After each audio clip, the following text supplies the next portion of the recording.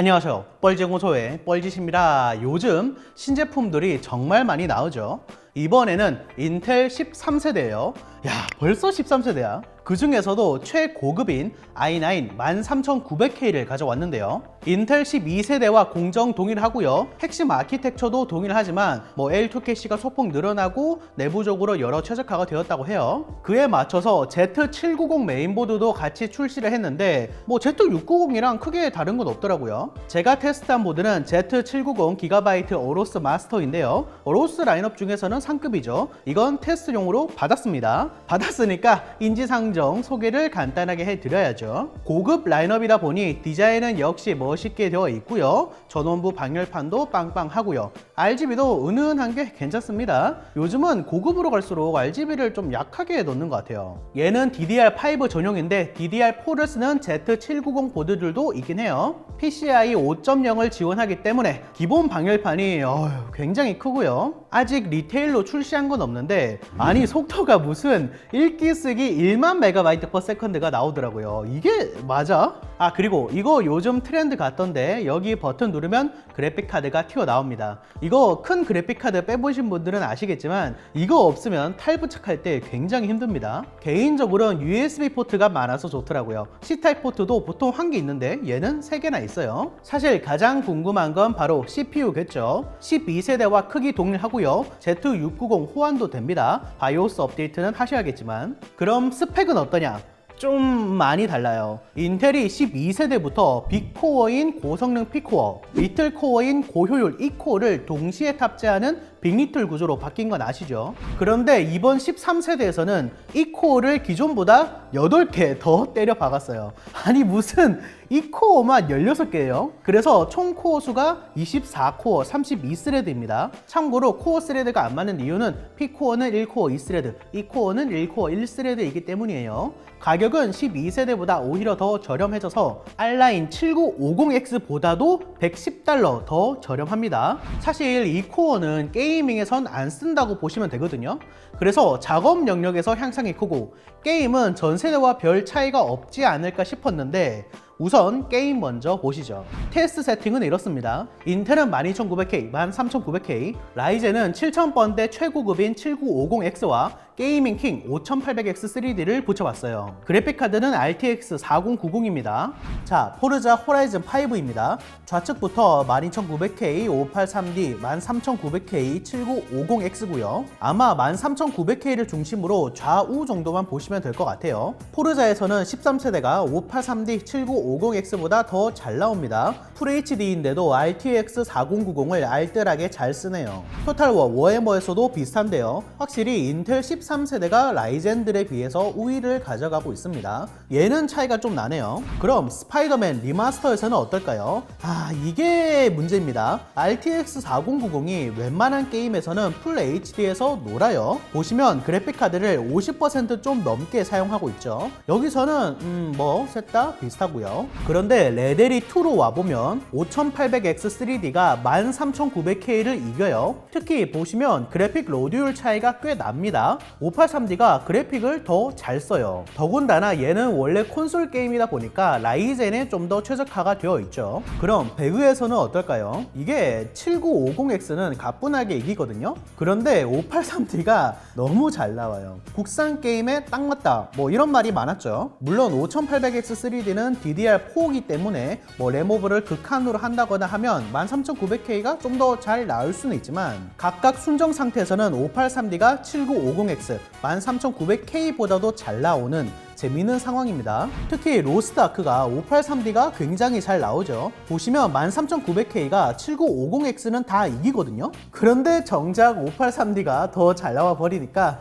그래픽 로드율 차이도 있고 게임이 캐시바를 얼마나 많이 받냐의 차이입니다. 반면 워치독 리전 같은 게임에서는 583D도 13900K보다 아래에 위치하고요. 그러니까 게임에 따라서 차이가 좀 있어요. 그래프로 보시면 색깔만 봐도 뭐가 뭔진 대충 아시겠죠. 인텔 13 13세대가 라이젠 7000번대는 다 이겨요. 그런데 583D가 약간 이레귤러? 좀 튀는 녀석인 거죠. 물론 이건 게임에 따라 좀 다르고요. 인텔 13세대가 더 잘 나오는 게임도 많아요. 특히 토탈워, 워해머 같은 경우에는 꽤 크게 이기고요. 또 대부분 평균 프레임은 조금 낮아도 하위 1% 프레임은 크게 꿀리진 않습니다. 그래서 583D와 비교해서 배그, 로스트 아크 같은 국내 온라인 게임에서는 조금 아쉽다 할 수 있지만 스팀 게임류도 하시는 분들에게는 13900K가 전천후로 더 좋죠. 국내 온라인 게임도 정작 하위 1% 프레임은 많이 떨어지는 게 아니거든요. 그런데 이건 보셨다시피 절대적인 CPU의 게이밍 성능보다는 그래픽카드를 얼마나 잘 쓰냐도 유효하게 작용을 해요.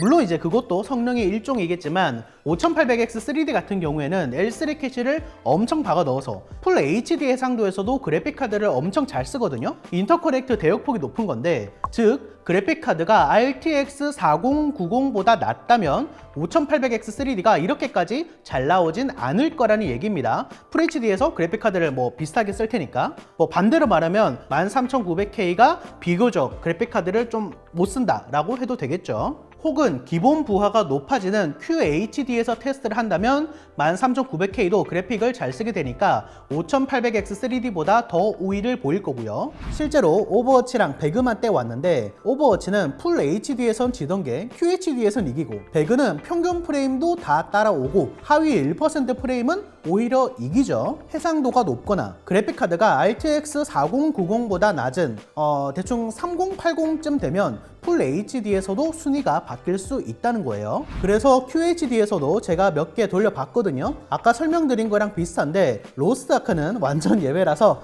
로아는 583D 쓰셔야 돼요. 다른 게임들에서는 확실히 아까 5800X 3D가 13900K를 크게 이겼던 게 그 차이가 줄어든 모습이죠. 자, 그럼 작업은 어떨까요? 이 코어를 무려 16개 때려 박았죠. 우선 시네벤치인데 5800X 3D는 뺐습니다. 와, 그런데 7950X가 따라잡혔어요. 인텔이 더 빠릅니다. 코어도 많아지고 클럭도 높아졌으니 당연한 건가 싶기도 하고요. 그럼 블렌더에서는 어떨까요? 블렌더에서는 여기에서도 큰 차이는 아니지만 13900K가 더 빨라요. 12900K랑 비교를 해보면 1.5배나 빨라진 겁니다. V-Ray에서는 라이젠이 체면이 좀 살았는데 7950X가 13900K 대비 5% 더 빨랐습니다. 그래프로 보면 시네벤치인데 13900K가 싱글, 멀티 성능 모두 라이젠 7950X보다 높고요. 12세대를 보면 작업은 그래도 라이젠인가? 했는데 이 코어를 때려 박아서 이걸 해결을 해버리네요. 다만 작업 툴에 따라서 약간 차이가 있을 수 있긴 해요. V-Ray 같은 경우에는 라이젠 7950X가 더 잘 나오더라고요. 블렌더에서는 13900K가 미미하게 더 빠른 모습을 보여주는데 진짜 미세하게 이기는 게 일부러 이렇게 클럭 세팅을 한 거겠죠. 이게 전력과 성능은 정비례하지 않거든요. 스윗스팟이라는 게 있어요. 전력을 쭉 넣다 보면 성능과 전력의 비율이 환상적인 지점인 거죠. 그런데 거기서 전력을 더 넣으면 투입되는 전력량 대비해서 성능이 이전보다 더디게 올라갑니다. 하지만 성능 경쟁 때문에 전력, 온도는 좀 포기하더라도 조금이라도 이기겠다고 비효율적인 지점으로 세팅을 하는 거예요. 이번 13세대를 보면 시네벤치 R23을 돌릴 때 무려 330W를 써요. 아니 무슨 컨슈머용 CPU가 혼자서 330W를, 온도도 100도를 계속 찍습니다. 하지만 13900K를 80W로 전력 제한을 건다면 12900K가 250W를 먹을 때 내는 성능을 보여줘요. 이전 세대보다 절대적인 전력당 성능은 좋아졌지만 그걸 무시하고 전력을 더 먹이는 거죠. 일단 경쟁에서 이겨야 되니까. 그래서 소모 전력과 온도를 보면 라이젠과 게임을 할 때는 이제 소모 전력이 비슷해요. 게임은 뭐 CPU를 크게 쓰지 않으니까요. 오히려 게임에서의 온도는 7950X가 더 높죠. 그래서 13900K 어떠냐? 이 시점에서는 게이밍 킹이 되겠습니다. 다만 엄청난 차이는 없기 때문에 583D나 인텔 12세대를 쓰고 계신 분들은 업그레이드가 필요 없어 보이고요. 신규로 맞춘다면 라이젠 7000번대와 경쟁을 하게 될 텐데, 게임은 성능이 좋고 작업은 대충 비슷하고 근데 가격이 더 싸다? 7000번대를 선택할 메리트가 크게 없어지겠죠. 뭐 물론 라이젠은 뭐 소켓을 오래 쓴다거나 하는 장점이 있긴 하지만 다른 13세대 라인업도 한번 보면 우선 i5 보급형인데 12세대는 P코어만 붙었었거든요. 근데 13세대에서는 여기서 이 코어를 4개 더 붙여줘요. 멀티 성능 향상이 점쳐지고요. i5의 K 라인업으로 와보면 원래는 4E-코어를 붙여줬거든요. 이제는 8E-코어를 붙여줍니다. 가격도 동결이고 와 인텔이 보급형에서도 세게 나오네요. i7으로 와보면 마찬가지로 4E-코어 대신에 8E-코어가 들어갑니다. 게이밍 노르시는 분들은 E-코어가 크게 작용 안 하니까 i7이 좋은 선택이 될 거예요. i9은 같은 8P코어에 E-코어만 늘어난 거거든요. 이 정도로 정리를 할 수 있을 것 같아요. 특히 보다 저렴한 Z690의 DDR4로도 세팅이 가능하다는 점에서 성능, 가격 모두 우위를 잡은 세대가 되지 않을까 싶습니다. 환율 때문에 전작 대비 원화 가격은 올라가고 있는 게 문제지만 자, 영상 시청 감사하고요. 그럼 다시 봅시다.